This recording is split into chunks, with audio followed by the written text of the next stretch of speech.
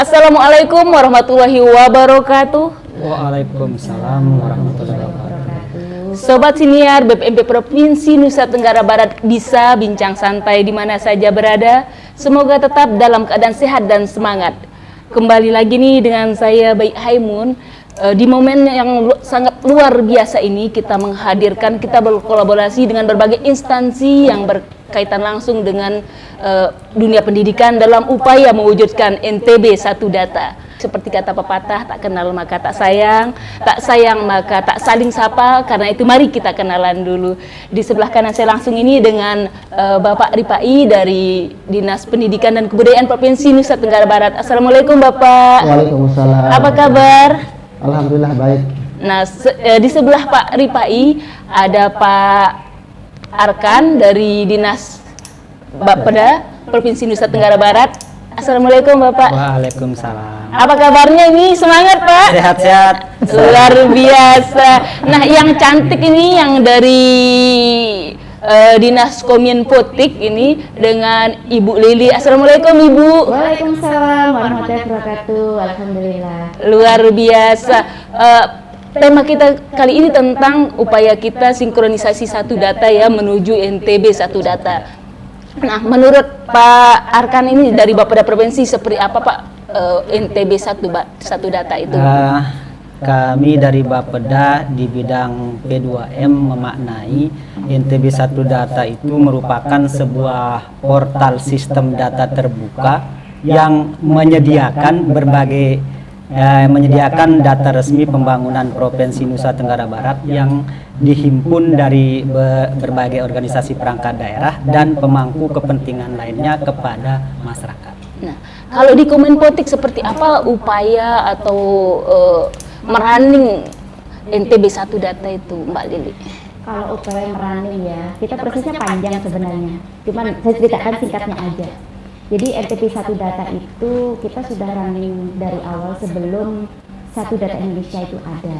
Jadi kita mulai dari tahun 2017 kita sudah mulai merunning di awal. Nah, di Indonesia sendiri itu Satu Data Indonesia itu kan ada Perpres itu muncul tahun 2000, Perpres 39 itu tahun 2019. Nah, sedangkan Pergub kami buat untuk NTB Satu Data itu tahun 2021 Pergub 45. Jadi sesuai dengan yang tadi diungkapkan oleh Pak Arhan, yang ada di NTB Satu Data itu adalah semua data-data sektoral di NTB dan data lainnya yang menunjang pembangunan untuk Pemprov NTB. Nah, jadi seperti itu. Jadi statistik kan ada istilahnya ada 3 nih.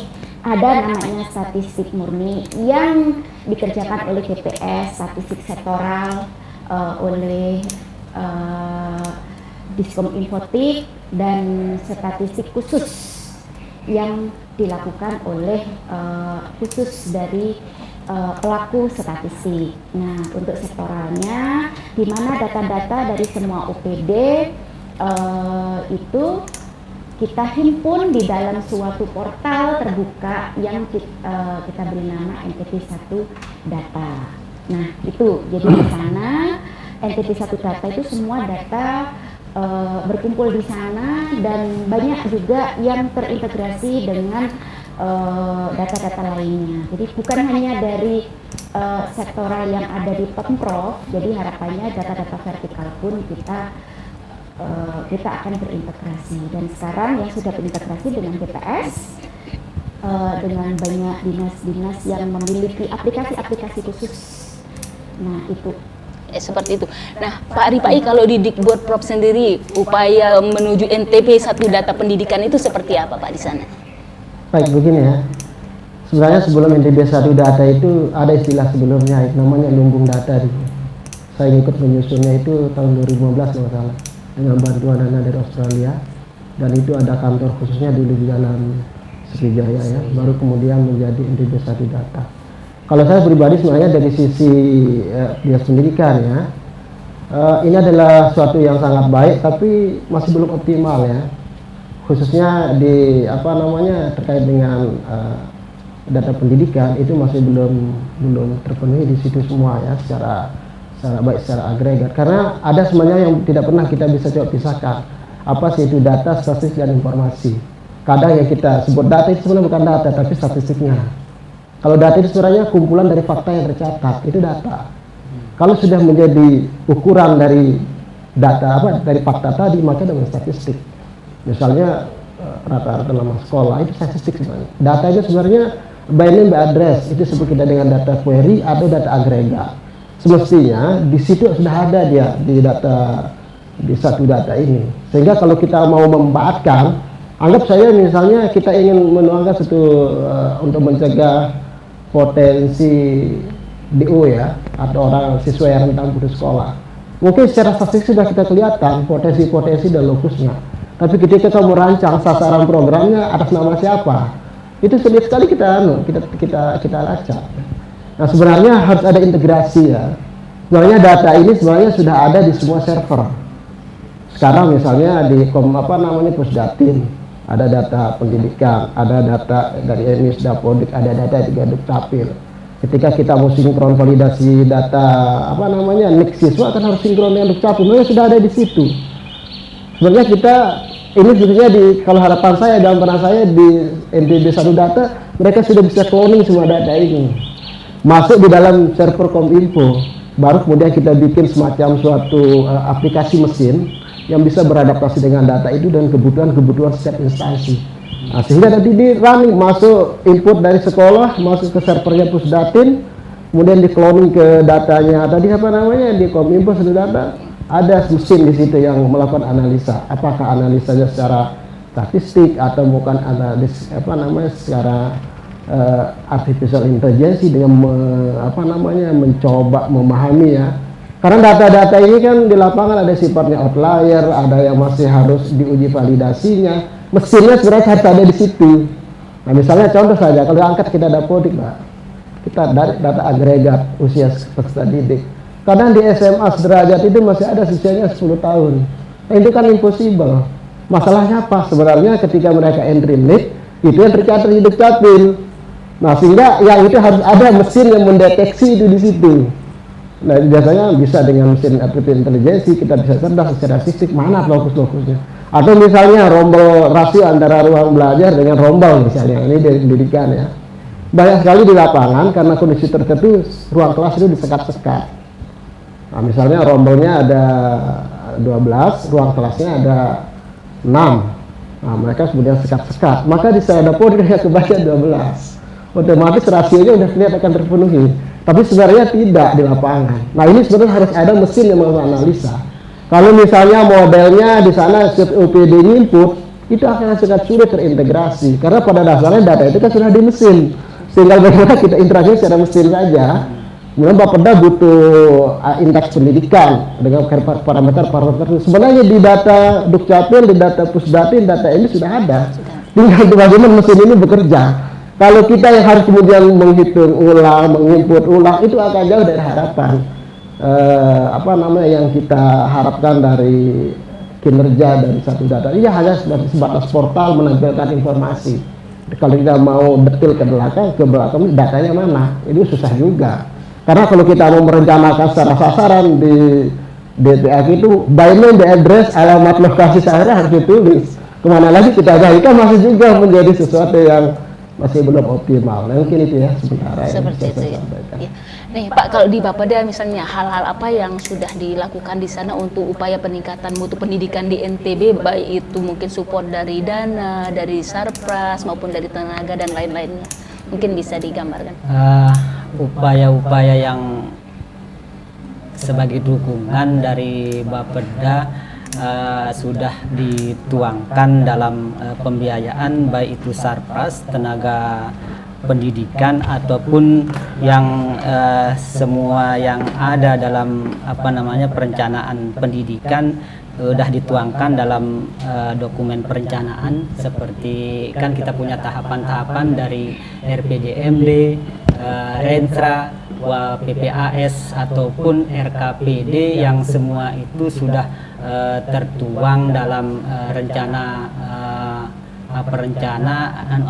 dokumen perencana daerah yang sesuai dengan sampai dengan program kegiatan sampai subkegiatan yang sesuai dengan Permendagri 90, bahkan sampai dengan pemutakhiran 50088 tahun 2021.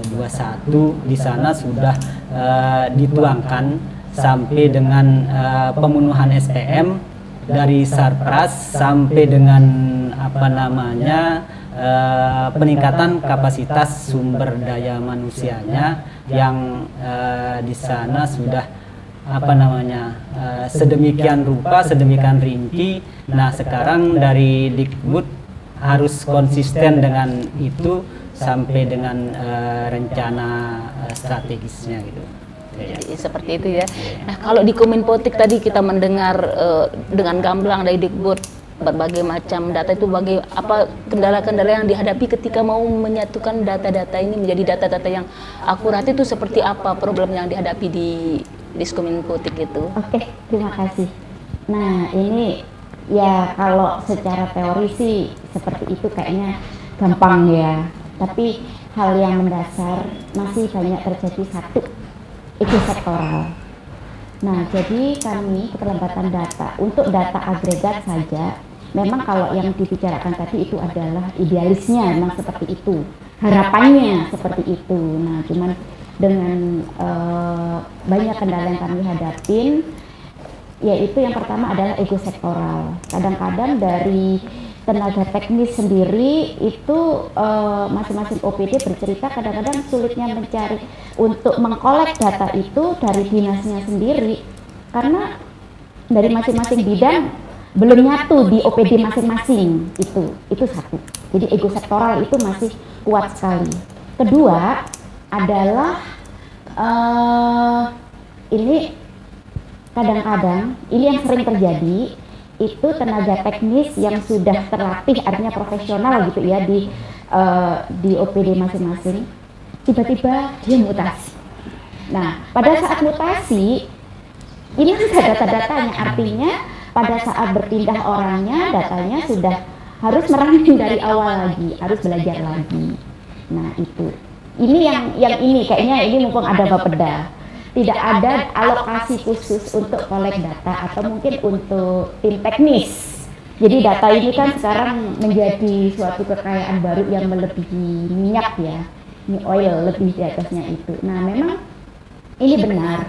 Bagaimana kita bisa menyajikan next satu data berkualitas itu sesuai, tentu yang sekarang adalah sudah yang data yang sudah kita himpun yang jelas sudah bermetadata dan sesuai dengan standar SCI.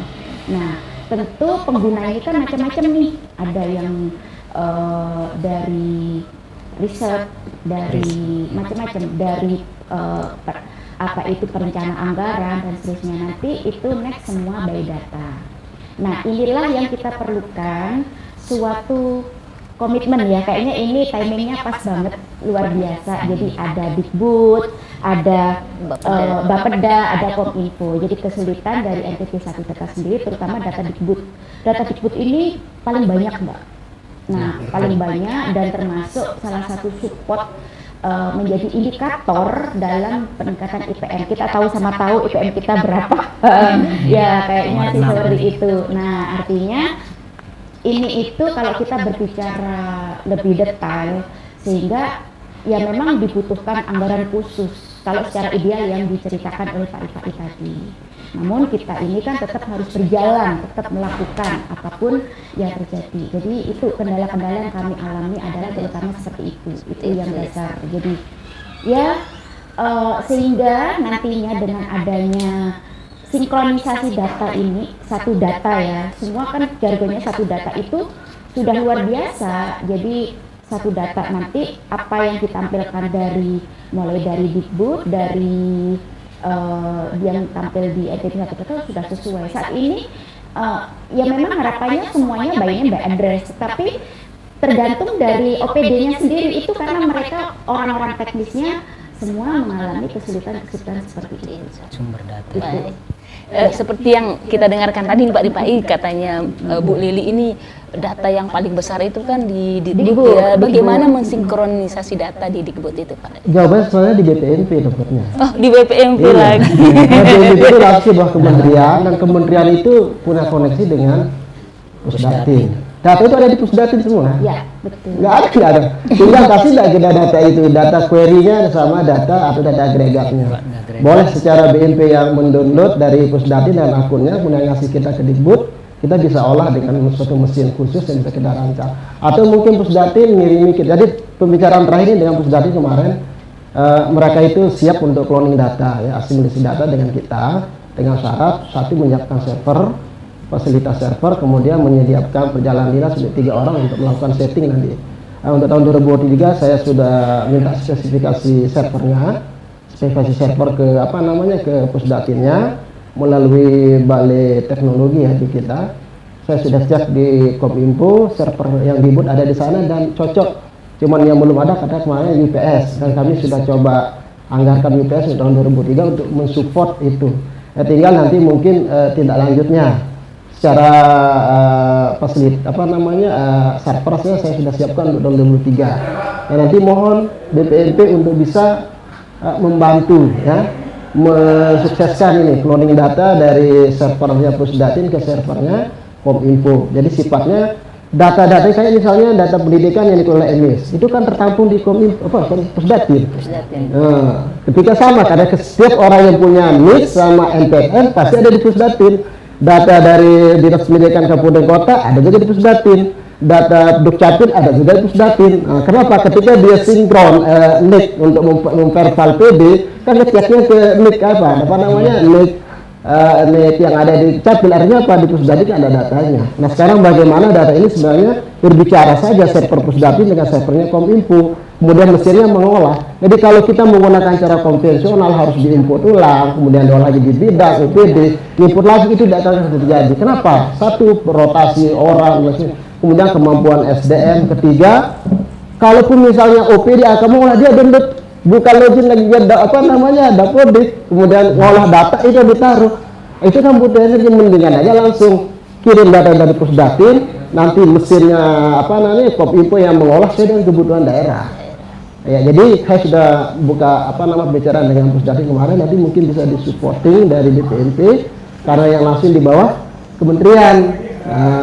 Bagaimana kemudian nanti kita golkan tahun 2003. Target saya di bulan Maret sudah terinstall itu cloning datanya. Mungkin nanti dari BPMP kemudian kalau memang ada yang di di Kemdiknas, Kemdikbud ada yang bisa diajak komunikasi di Kemdikbud itu saya tahu. Saya juga kan mengelola terlibat di badan akreditasi. Di badan akreditasi itu memang pembacaan antara EMIS dengan database itu sering terjadi hambatan. Sehingga kalau kita proses akreditasi kadang-kadang mengangkat data sarpras EMIS ini nggak bisa kebaca di aplikasi Sispena. Itu memang, tetapi secara data mereka sudah ada di situ ketika semua sekolah madrasah ini ada NIS sama NPSN, otomatis sudah ada juga di servernya Pusdatin. Dan nanti mungkin di sini ya di BPMP dibantulah kita bangun komunikasi. Saya golkan itu kuncinya di situ. Kalau masih mengandalkan OPD, download dapodik, analisa di pivot tabel, baru kemudian entry lagi situ. Untuk zamannya mungkin sebelum ada komputer server gitu ya. Sama dengan BPS yang masih menggunakan sensus tahun 63 untuk kemudian mengambil kesimpulan pada tahun sekarang. Mereka pakai sampling, artinya kalau sampling dia akan olah dengan suatu metode tertentu, hasilnya juga ada sebuah inferensi, sebuah probabilitas yang kemungkinan dan sifatnya proyeksi. Tapi kalau Dikbud dan Kemendikbud, ia punya data populasinya, by name, by address yang ada di server masing-masing yang diinput oleh sekolah. Sehingga kita bukan proyeksi lagi, tapi adalah real time. Sehingga memang secara angka sudah ada beda, ini tidak masalah. BPS ya punya ada angka proyeksi, kita punya angka faktual. Ya. Karena memang BPS yang punya kewenangan untuk mempublish, ya silahkan. Itu ada. Tapi kita dalam perjalanan selalu menggunakan data dapodik, karena dapodiknya hukumnya ini adalah sebuah data yang memiliki kekuatan hukum. Dan salah benar dalam artian apa? Ya error itu pasti ada. Misalnya sekarang input data seperti tadi, kemudian mungkin baru diinput tiba-tiba siswanya mati, kan artinya siswa kan ada orang yang mati. Ya seperti itu ada depresi, karena namanya data sosial. Data sosial ini kan bergerak terus. Nah, tetapi kita punya by name by address fakta, sehingga kalau kita mau di mana sih siswa yang putus sekolah, kita terkonfirmasi dengan data query-nya tadi. Kalau seperti jalan KPPS tadi kan dia mendata SM derajat, tapi dia tidak tahu dia sekolah di mana. Kalau kita tahu, karena kita punya data query ada di Pusdatin. Nah sekarang begini aja intinya, masalah data ini intinya adalah di PPMP bagaimana membangun komunikasi dengan Pusdatin. Kemudian kami siapkan, saya siap Dikbud itu mengolahnya. Kami akan bikin nanti secara anggaran dan sebagainya, itu kami akan siapkan. Apalagi sekarang dibantu dengan ada istilah DOERMA pendidikan, itu sangat mudah kami akan rancang ya. Jadi secara anggaran ada banyak, kalau mungkin dari DAF fisik non fisik nggak bisa dilakukan, tapi dari DOERMA yang diberikan dari Bapeda beberapa waktu ya dari pusat juga ya. Ya, tapi itu bisa ya. Jadi anggarannya cukup ada yang penting. Tapi sekarang saya pengen sekali tuh. Atau misalnya sekarang pertemuan hari ini, saya pengennya sederhana sebenarnya. Masing-masing operator yang kita hadirkan hari ini, baik dari Kemenak maupun buka login aplikasi masing-masing, download dia data query-nya, bukan query berarti data agregatnya, simpen di drive. Nanti kami Dikbud yang olah jadi satu kesatuan. Sederhana aja itu. Karena yang paling susah sebenarnya itu saja. Kemenak itu sudah sekali saya dapat datanya. Makanya ini sebagai upaya kita menyatu. Iya, beberapa hari yang lalu untuk data kabupaten kota saya kan karena saya kewenangan di SM, di akun saya itu kan nggak bisa. Saya butuh data paket C yang usianya sekolah di jenjang paket C itu karena di kabupaten kota untuk melihat APK sama APN sampai hari ini. Makanya kemarin saya minta ke BPMP bersurat untuk dapatkan data dan saya sudah. Cuma sekarang ketika kita misalnya harapan sekolah, kita kan harus punya data dari SD, MI dan seterusnya. Nah itu ada di kabupaten kota, makanya penting operator dapur sekarang Pak di-download saja itu data agregatnya, nggak usah suruh dia bikin pivot tabelnya berapa yang usia sekian, nanti kita yang bikin. Nanti pengolah. Iya, pengolah sudah. Dikbud siap itu karena banyak mesin di situ. Ya namanya orang pendidikan otaknya banyak di situ. Sekarang gimana agregatnya udah betul. Luar biasa ini dari Dikbud Provinsi. Ini Pak, nah kalau untuk Bapeda sendiri gambaran tusi desain yang berkenaan pendidikan itu seperti apa Pak? Nah, kami khususnya di bidang P2M, bidang saya bernama pembangunan pemerintah dan pembangunan manusia. Di sana kita khususnya umumnya pada Bapeda ya sebagai pengendali atau monitoring bagaimana kinerja UPD mitra kita, dan disitulah kita akan mengendalikan atau memonitoring ya, UPD tersebut apakah dia konsistensi dengan dokumen perencanaannya. Misalnya dari RPJMD sampai dengan dari RPJMD, Rensra, terus ke KUAPPAS sampai dengan sub kegiatan, apakah untuk menuangkan kegiatan-kegiatan yang ada atau sub kegiatan yang ada di dokumen pelaksana anggarannya, apakah sama dengan di Rensranya. Nah, misalnya kalau tidak sama dari RPJMD turunan terus ke Rensra, terus ke KUAPPAS, RKPD, nah nanti kita akan dicap dengan inkonsistensi. Gitu. Akhirnya kami sebagai ditunjuk misalnya sebagai koordinator bidang pendidikan, dengan Jabung Perencana Madya gitu. Kebetulan kami juga dari Dikbud juga mengerti sedikit masalah kegiatan yang ada. Dulu pernah semua satu bidang perencanaan semuanya. Akhirnya tahapan-tahapan kita dari evaluasi Rensra ya, sampai dengan asistensinya, misalnya program penganggaran, dan terakhir kemarin sampai dengan nota keuangan, kita sudah terakhir mengasistensi yang DPA Pak, RKA. Nah di situ kita sudah mengetahui sampai dengan pemenuhan SPM ya, Pak I. Karena sekarang itu pemenuhan SPM sudah ada RMAK-nya dan juga Danadak dengan sifat ketuntasannya ya.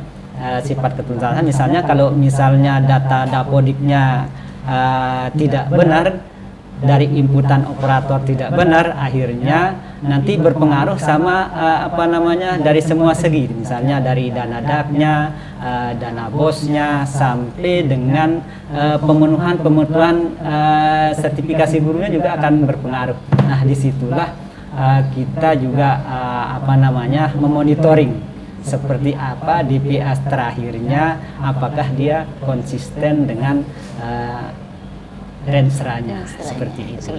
Nah, kalau di Kemenpotik ini ada enggak misalnya layanan khusus untuk bidang pendidikan ini, misalnya internet gratis yang disiapkan di balai desa untuk anak-anak mengerjakan tugas sekolah seperti apa gitu? Ada enggak yang seperti itu dalam upaya peningkatan mutu? Pada prinsipnya kami itu support semuanya. Nah, tapi kalau sekarang itu internet itu di beberapa memang ini ya di layanan publik itu sudah ada ya, istilahnya kayak wifi itu sudah di mana-mana. Dan kalau yang itu justru kemarin keluarnya itu dari ini ya programnya pada saat pandemi itu ya, lewat Dikbud dan ada juga dari ada Bakti, kuota ya, ada itu ada. Jadi yang jelas kami justru menyediakan. Sekarang sudah di NTT sudah tidak ada blind spot, intinya sudah seperti itu. Dulu masih ada beberapa titik ya blind spot. Nah, jadi sudah kuatlah sinyalnya. Ya memang kalau memang ada memang beberapa yang masih ada gunung atau seperti apa. Cuman kalau untuk anak-anak pendidikan di bidang pendidikan, support daripada ini ya, karena sekarang ini sudah metode baru yaitu ada yang daring, ada yang luring, bahkan ada yang hybrid. Dalam kondisi apapun ini sudah suatu metode kerja, metode belajar itu seperti itu, dan sudah tercukupi berdasarkan survei yang kami lakukan, itu sudah tercukupi semuanya. Jadi untuk layanan sinyalnya ya, bandwidth dan itu sudah tercukupi gitu. Sehingga support itu juga merupakan support prasarana ya, jadi seperti itu. Kebetulan kami juga dulu lulusan Dikbud semua nih, seperti reuni nih ya, jadi justru seperti reuni. Apa yang dibicarakan Pak Rifai tadi, justru dulu saya merunningnya waktu beliau masih di bidang apa Pak dulu? Di bidang kebutuhan khusus, dan saya dengan Pak Arhan di bidang perencanaan. Jadi seperti komunikasi dengan Pusdatin dan seterusnya, itu dulu saya ya waktu itu mengawali dirancangkan kita rame-rame. Jadi insya Allah harapannya ada istilah data backbone ya, data backbone itu yang dari Pusdatin yang Pak Rifai tadi bicarakan adalah cloning data. Jika itu ada, memang agak sedikit kredit Mbak untuk data pendidikan ini, datanya itu banyak dan karena memang populasinya luar biasa, kalau memang ini karena harus terintegrasi semuanya. Pendidikan ini kan mulai dari prasekolah itu kan harus terikot prasekolah, mulai dari sekolah dasar itu yang ditangani oleh kabupaten kota. Nah, sedangkan pada saat kita berbicara data pendidikan, kita berbicara NTB 1 data, pengguna nggak mau tahu apakah itu dikerjakan oleh kabupaten kota, ataukah dari Depak, ataukah dari mana, itu dia nggak tahu. Pokoknya NTB 1 data itu harus lengkap karena sudah datanya di sana semuanya. Nah, sehingga integrasi dan sinkronisasi inilah ini yang benar-benar memang suatu keharusan sekarang kita lakukan. Nah, sehingga nanti tidak lagi terjadi suatu deviasi yang besar, sehingga nanti produk data yang dikeluarkan dari Pemprov NTB sendiri atau dari Kemendikbud tidak lagi terjadi suatu deviasi yang tinggi dengan data yang dari BPS, karena data benar yang dibilang Pak Rifai tadi, data BPS kan ada namanya istilah data proyeksi. Nah, data memang yang dijadikan apa itu pembagi istilahnya ya, untuk untuk perhitungan IPM, APK, APS dan seterusnya itu ya harusnya data dari Dukcapil, dari Dukcapil. Karena apa? Itu yang memang data real, seperti kita menghitung IPM anak yang real bersekolah pada tingkat SMA, SMK misalnya. Nah, usianya berapa? 15 sampai 18. Nah, real data itu kita nggak boleh menggunakan data proyeksi lagi, karena kita untuk mengetahui suatu keadaan di suatu daerah tersebut. Nah, sehingga apabila nanti ini sudah sama, kalau deviasi pun memang nggak masalah dari sisi keilmuan statistik, tetapi ya tidak terlalu besar, sehingga pada saat kita memodelkan data, jadi kalau dalam suatu pemodelan itu data observasi, data sebenarnya dengan data pemodelan baik itu proyeksi itu mepet, jadi terjadi deviasinya sangat kecil. Nah, itulah yang dikatakan sukses. Data bisa jadi semuanya, itulah sampel yang namanya representatif. Nah, data tersebut memang syarat daripada kualitas data sudah terpenuhi. Nah, besar harapan kami dengan kegiatan ini sinkronisasi data berkualitas untuk mewujudkan satu data pendidikan, satu data NTB pendidikan ya. Satu data pendidikan di NTB. Satu data NTB, satu data pendidikan. Oh, NTB satu data pendidikan. Sama ya dengan NTB satu data, cuman pendidikan. Nah, ini luar biasa.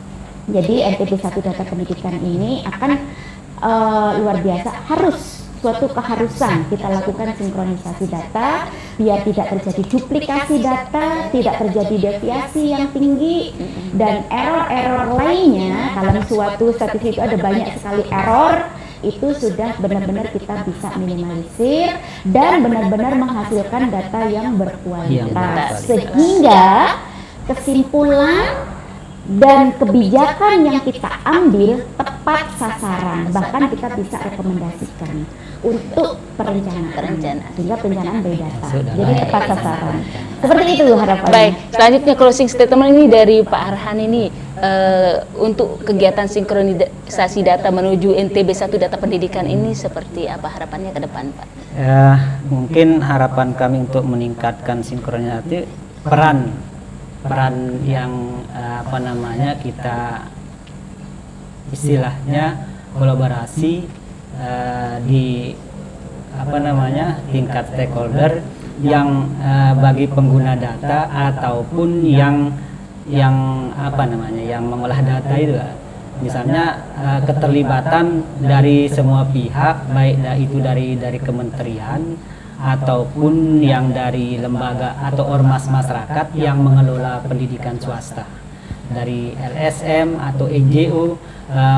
Kemarin setelah kami ikut di di ruang Anggrek, ternyata NGO yang bergerak di bidang pendidikan inklusi disabilitas ternyata banyak sekali.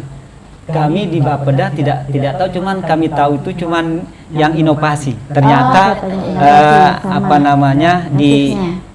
yang bergerak di bidang inklusi atau disabilitas itu luar biasa banyaknya, dengan pergerakan yang kami juga tidak bisa memantau. Yang kemarin tuh karena paparan Bu Kabit, ternyata banyak sekali komunitas-komunitas yang bergerak di bidang itu.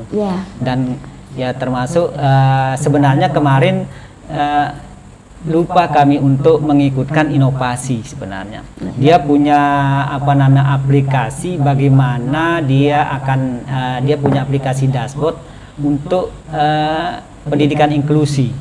Nah, di situ mungkin dia bisa membantu kita. Terus kemarin dia juga datang ke Bapeda bisik-bisik masalah data untuk indikator rata-rata lama sekolah.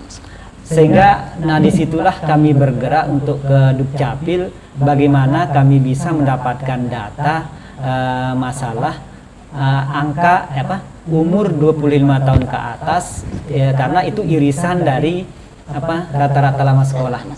Kami memberikan struktur atau format data sesuai dengan permintaannya dia, tapi sampai saat sekarang ini Ya memang dua-duanya ada, tapi sebarannya misalnya dari umur 25 sampai dengan 30 pendidikannya seperti apa? Apakah dia tidak sekolah?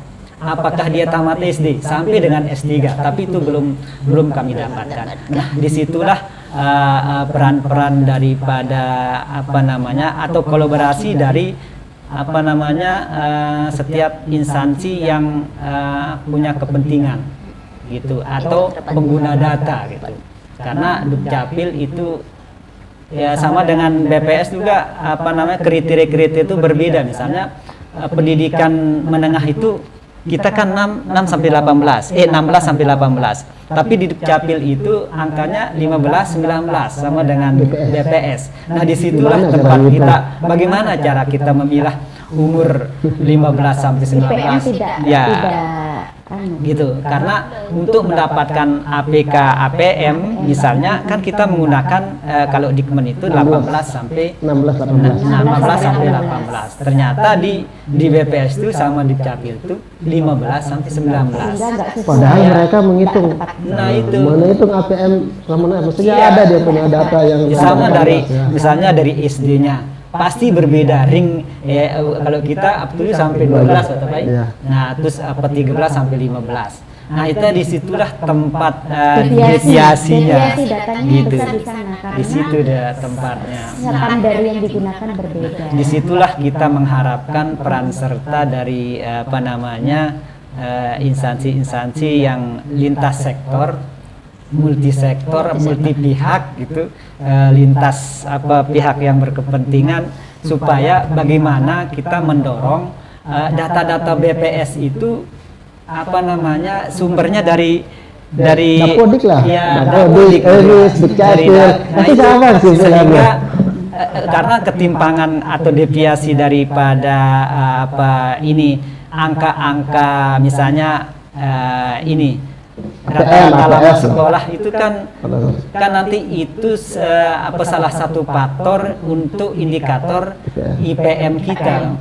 Nah, misalnya harapan lama sekolah kita memang tinggi, Pak. Kita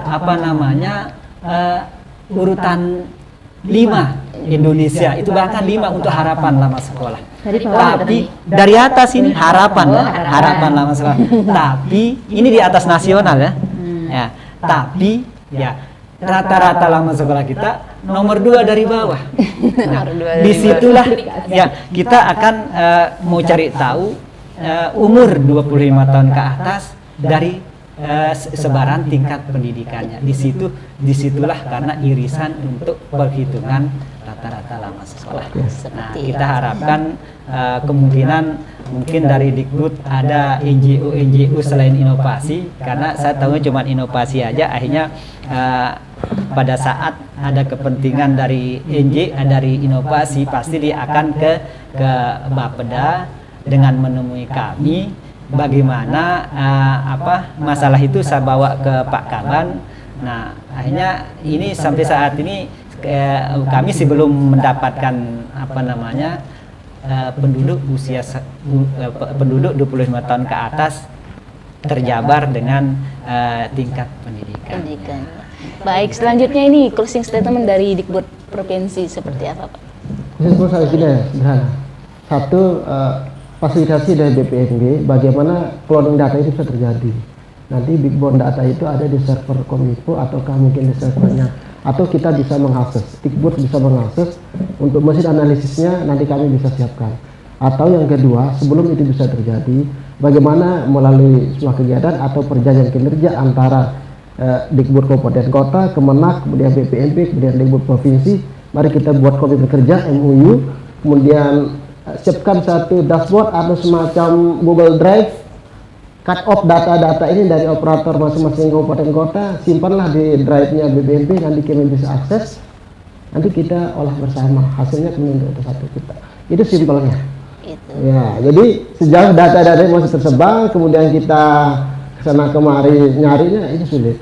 Jadi simpel saja, sekarang ada pertemuan, mari kita bikin MOU, masing-masing operator yang ada hari ini kita download cut off datanya, simpenlah di drive-nya BPNB, nanti share. Dikbud yang Perlu kami sampaikan bahwa operator yang hadir pada saat ini baik dari Kemenak maupun Dikbud itu kita minta cut off per tanggal 24 November kemarin membawa data kemari.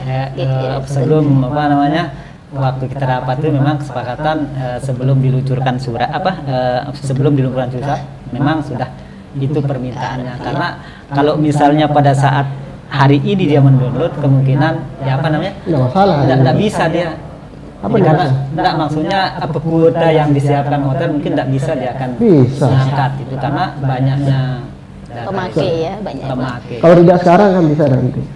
Kalau datanya kita perlu sebenarnya Bu, data agregatnya. Kalau statistiknya itu nanti interpretasinya beda-beda. Sebaiknya satu aja yang analisis.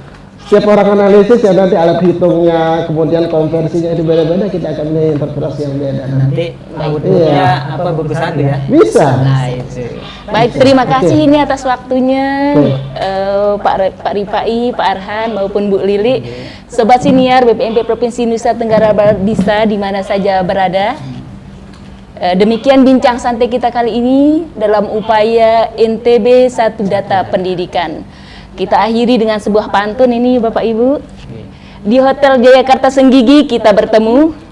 Cakep gitu dong Pak. Kita ulang lagi. Di Hotel Jayakarta Senggigi kita bertemu. Cakep.